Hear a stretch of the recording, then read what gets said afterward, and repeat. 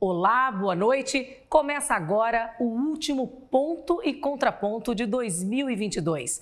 E o assunto é algo que será comemorado amanhã, dia 1º de janeiro, a confraternização universal, um dia de paz e união entre os povos. A data foi sugerida pelo então Papa Paulo VI para promover votos de alegria e felicidade entre as nações, algo muito necessário hoje em dia. Para ajudar a gente a entender um pouco mais sobre a origem desta data, eu converso com o professor doutor em História, Danilo Marques. Olá, Danilo, seja muito bem-vindo ao nosso programa. Olá, boa noite. Obrigado pelo convite. Danilo, eu já falei rapidamente na abertura, mas eu gostaria que você nos contasse um pouquinho como é que surgiu o Dia da Confraternização Universal. O Dia da Confraternização Universal, ele foi uma proposta, foi fruto de uma mensagem do Papa Paulo VI entre o ano de 1967 para o ano de 1968. Então, ele visava ser um dia de celebração da paz mundial e passar uma mensagem de paz mundial num contexto histórico bastante violento que a gente estava vivendo ali no século XX. E quem foi o Papa Paulo VI? O Papa Paulo VI, ele tem uma história muito interessante, porque ele vai ser o sucessor do João XXIII, que foi um Papa que marcou a história do Vaticano, a história do mundo, que é o Papa que começa o Concílio II. O que é o concílio? É uma reunião do Papa com os bispos do mundo que vão pensar temas e de como será a posição da Igreja Católica em relação a esses temas contemporâneos, como, por exemplo, o divórcio. Tem um tema muito forte que era a questão do aborto. Então, como que a Igreja Católica iria se posicionar em relação a esses temas que são mais ligados ao século XX? E esse concílio, essa reunião de bispos, ela teve 4 sessões, sempre entre outubro e maio de cada período. A primeira sessão, portanto, ela vai finalizar no mês de maio de 1963, só que, infelizmente, o Papa João XXIII chega a falecer. Então, entre maio e outubro, foi escolhido o novo Papa, o então Paulo VI. E ele é o Papa que tem essa importância porque ele continua o concílio naquele período, concílio II, Então, existia até uma grande dúvida se o concílio continuaria ou não. Então, o Papa Paulo VI, até então, era o Giovanni Montijo, É um Papa italiano. Ele dá continuidade a esses temas e ele é o Papa que vai ficar ali durante 15 anos, até falecer em 1978, Num período crucial da história contemporânea ali do século XX, onde você vai ter muitas questões políticas, guerras acontecendo no mundo. E no documento que elaborou, com a sugestão da data, o Papa ele cita o desejo de ver a humanidade liberta, desses conflitos bélicos. Como é que estava a relação entre as nações naquela época, Havia muitas guerras em andamento ou prestes a começar? A gente vivia naquele período o que a gente aprende na escola chamado como período da Guerra Fria, ou mundo bipolarizado, que eram os países do norte, Estados Unidos, Inglaterra, França, que formavam um bloco capitalista, e os países do leste europeu, encabeçado pela então União Soviética, junto com China, que eram os países do bloco socialista. Então a gente vivia um mundo pós-guerra, e aí a Primeira Guerra Mundial e a Segunda Guerra Mundial, e aí só abrir um parênteses que eu acho que é importante, porque a gente começa o século XX com histórias de holocausto e de muita violência acontecendo no mundo todo. Se a gente for olhar a história da África, a gente tem o episódio do primeiro holocausto do século XX que vai acontecer na Namíbia, onde os alemães colocaram em prática técnicas de inanição que iriam ficar muito conhecidas, infelizmente, no holocausto judeu ali na Segunda Guerra. Então a gente tem toda a primeira metade do século XX marcada, sobretudo, pela Primeira e Segunda Guerra Mundial, que são as guerras onde, pela primeira vez, a gente vai ter as tecnologias que eram para avançar as sociedades, para a humanidade utilizar para coisas boas, e aí você tem a tecnologia sendo usada para matar outros povos, aviões, tanques de guerra, lança-chamas, E aí você, portanto, tem esse período das duas primeiras guerras, a Primeira e a Segunda Guerra Mundial, E a partir de 1945, o mundo ele vai ficar dividido, portanto, nessa liderança que eu falei entre os países capitalistas e os países comunistas. Só que isso não quer dizer que o mundo, enfim, ou de fato, encontrou a paz, né? Até teve ali o surgimento da Organização das Nações Unidas, mas o que a gente vai ver no pós-guerra, apesar de Estados Unidos e União Soviética não se confrontarem diretamente, a gente vai ter guerras e episódios de violência e de desrespeito aos direitos humanos acontecendo em todos os continentes do mundo. E foi justamente, né, por causa desse cenário que surgiu essa data. Exato. Então você tinha ali nos anos de 1960, na década de 60, né, o que estava acontecendo de mais marcante no mundo nesse período em que é pensado a data pelo Papa Paulo VI? A Guerra do Vietnã. Sim. Que foi um confronto entre os Estados Unidos e o Vietnã, onde é uma guerra que ela vai ser marcada pelas imagens. Então, imagens de bombardeio.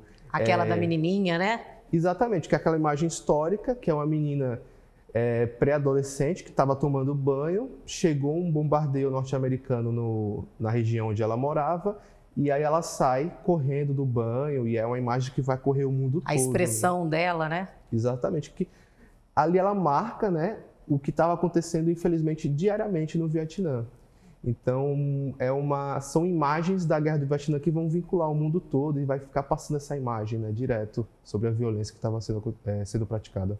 E um ano depois da proposta do Papa, muitas guerras surgiram e até nesse mesmo período veio o AI-5 aqui no Brasil, né? Um dos atos mais duros do período militar. Exato. A gente tem uma ditadura militar que vai começar em 1964 e, ao passar dos anos, né, até chegar no ano de 1968, você vai ter um agravamento da repressão, da violência praticada pelos militares no Brasil. E o ano de 1968 ele é marcado por vários episódios no mundo todo. O Maio de 68 na França, manifestações estudantis no México e aqui no Brasil a gente tem o ato institucional número 5, Isso. Que é o ato mais cruel da ditadura, que praticamente inicia o que a gente chama de anos de chumbo, né, de perseguição, da tortura, de assassinatos praticados pelo Estado brasileiro. Então, 1968, apesar de ser um ano que inicia a data da confraternização universal, da ideia de paz, é um ano que vai marcar violentamente a história do Brasil até entrando ali na década de 1970. Danilo, já que a gente está falando do Brasil, né, aqui no nosso país, o 1º de janeiro é feriado nacional, né? Eu queria que você me falasse de uma maneira breve para a gente encerrar esse primeiro bloco, como é que surgiu isso? Interessante que esse feriado do 1º de janeiro, no Brasil, ele é de 1935, que já é então o governo de Getúlio Vargas. Né? Então, surgiu antes. Exatamente, ele surge ali no 1º de janeiro, né? Ele inicia no 1º de janeiro de 1935, é mantido até hoje, que é num período onde você tem o que a gente chama de ciclo natalino, né? As festas de final de ano, o Dia de Reis de janeiro e depois Brasil Carnaval, né? Então, um período que vai ser sistematizado dos feriados nacionais. Danilo, agora eu gostaria de abordar contigo a criação da Organização das Nações Unidas, que ocorreu na mesma época da proposta do Papa Paulo VI. Você pode falar um pouco do nascimento, né, e da importância dessa instituição? Sim. Para falar da ONU, é bom a gente relembrar um pouco a Liga das Nações, que talvez seria ali a avó, a mãe da Organização das Nações Unidas, né? A Liga das Nações ela surge ali após a Primeira Guerra Mundial, que é findada em 1918, com a derrota da Alemanha. E os países vencedores, no caso Inglaterra, França, Estados Unidos, né, pensaram em criar, sobretudo pela liderança dos Estados Unidos, em criar uma organização que visasse resolver os problemas e desencontros internacionais, né, pela diplomacia, pela negociação. Só que, infelizmente, depois da criação da Liga das Nações, a gente vai ter a crise de 29, o surgimento do nazifascismo na Europa e o restante da história a gente já conhece muito bem, que é a ascensão do Hitler, do Mussolini e a Segunda Guerra Mundial. Então, a ONU, a Organização das Nações Unidas, é uma segunda tentativa ali a partir de 1945, quando acaba a Segunda Guerra Mundial, para que os países resolvessem as suas disputas, seus debates, seus desencontros, suas divergências, de forma diplomática. Então, basicamente, o grande objetivo da ONU seria ali evitar outras guerras mundiais, outras guerras pelo mundo, que infelizmente não é o que a gente vai ver depois da criação da ONU, né? E a ONU, na sua opinião, ela tem sido capaz de controlar os conflitos atuais? Infelizmente não. A gente sabe que a ONU é uma instituição de extrema importância, que tem a atuação na área da saúde, de educação, né?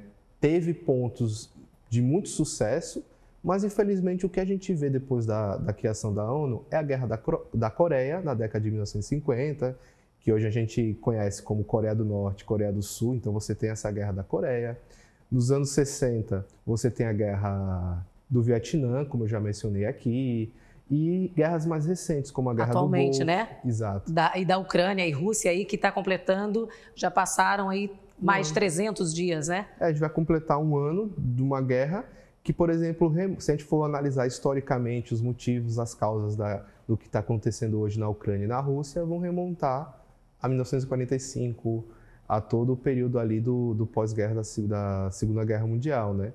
Então, você, por exemplo, tem a Guerra do Iraque, a Guerra do Afeganistão, você tem a Guerra do Golfo Pérsico. Então, muitos países existiram, deixaram de existir, por exemplo, a Iugoslávia. Então, você tem tensões contemporâneas acontecendo a todo tempo.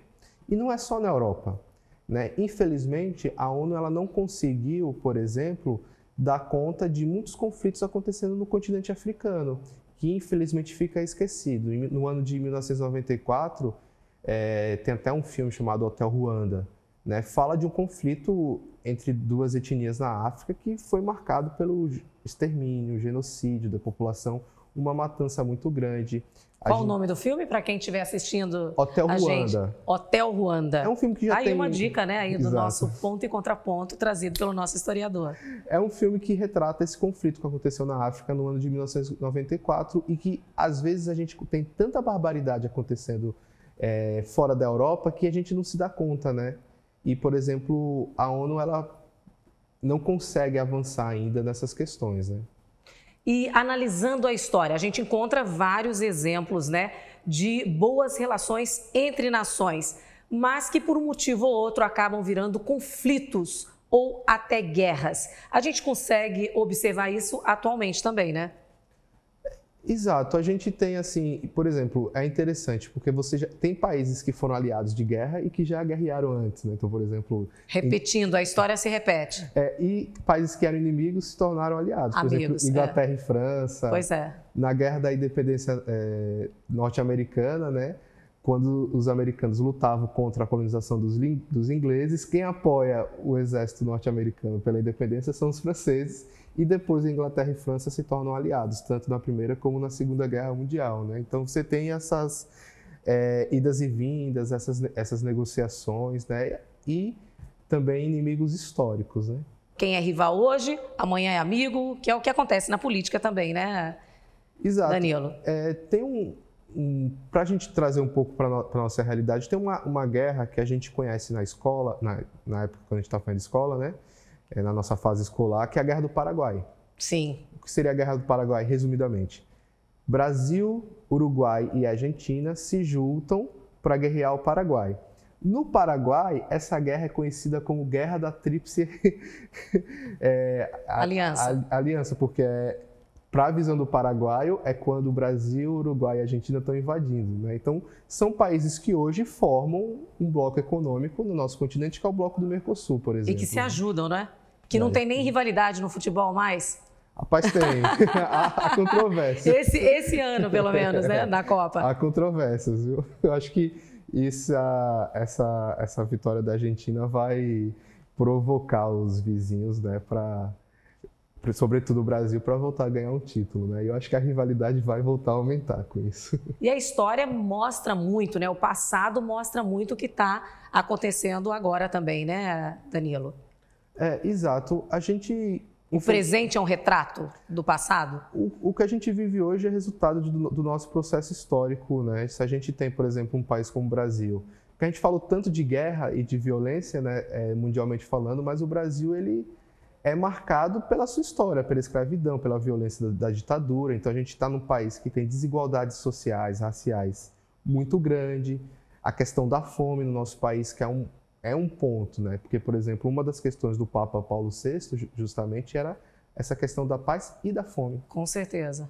Né? Porque a fome... Sempre pensando no próximo, né? Exato. Os ricos podendo ajudar os pobres, né? Exato. E é uma questão que, inclusive, o Paulo VI, que é um Papa, e era importante, inclusive, falar isso, que ele é o que inaugura essa cultura do Papa viajar ao mundo. Então, o Papa Paulo VI, ele vai para Uganda, vai para as Filipinas, vai para a Colômbia, né? Então, ele começa a sair ali do Vaticano, de Roma, e visitar o mundo para conhecer os problemas, né? E uma característica importante é que essa data que ele propõe, o 1º de janeiro, como data da celebração da paz mundial, na mensagem que ele escreve, ele coloca que não é uma data para ser exclusivamente da Igreja Católica, ela deve ser estendida a outras religiões e a outras culturas. Isso é fundamental num país que tem outras religiões, né, e que, infelizmente, recentemente a gente viu a estátua da Mãe Estela de Oxóssi em Salvador sendo incendiada. Pois é. E baseado na história, é muito absurdo achar que um dia a gente vai alcançar essa união proposta, né, pelo Dia da Confraternização Universal?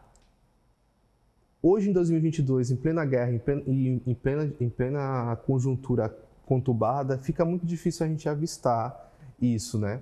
Mas, já que a gente está finalizando a entrevista, eu queria lembrar, acho que um dos grandes músicos, artistas do século XX, que é o Bob Marley. Sim. Ele tem uma música chamada War, Guerra. Pois é, um hino, né? Exato, e ele canta que até que a filosofia de um homem ache superior à de um outro homem, infelizmente ele canta haverá guerra ou rumores de guerra. Danilo, para a gente encerrar, eu queria que você falasse para mim, você acha que a gente pode chegar à Terceira Guerra Mundial do jeito que as coisas estão indo? Hoje eu não vejo um desdobramento de uma Terceira Guerra Mundial, e aí eu acho que tem a importância, graças a Deus, das relações diplomáticas, da questão da guerra na Ucrânia. Eu acho que a ONU mostrou ali fraquezas, mas eu não vejo hoje um desdobramento de uma Terceira Guerra Mundial. Né? Eu acredito que essa guerra ela vai ficar, de fato, sendo ali uma guerra da Rússia e da Ucrânia, mas o que não quer dizer que vai ter impactos para a gente aqui. Eu acho que a gente já está, inclusive, sentindo esses impactos em várias mercadorias, economia, combustível e tal. Mas um contexto hoje, a nível global, eu acredito que seja distante. Eu espero que seja. Danilo, eu queria agradecer muito, né, a sua participação aqui no nosso Ponto e Contraponto. Desejar para você um feliz ano novo. A gente aprendeu pra caramba. Foi uma verdadeira aula. Eu que agradeço o convite, estou sempre à disposição, e desejar também um feliz ano novo para todo mundo e boas festas. E para você que nos assiste, que 2023 traga boas notícias e muita felicidade. Para rever esta e outras edições, acesse o nosso canal no YouTube TV Ponta Verde SBT. Tenha uma ótima noite com a sua família e amigos, um feliz ano novo e até o próximo programa. Tchau, tchau!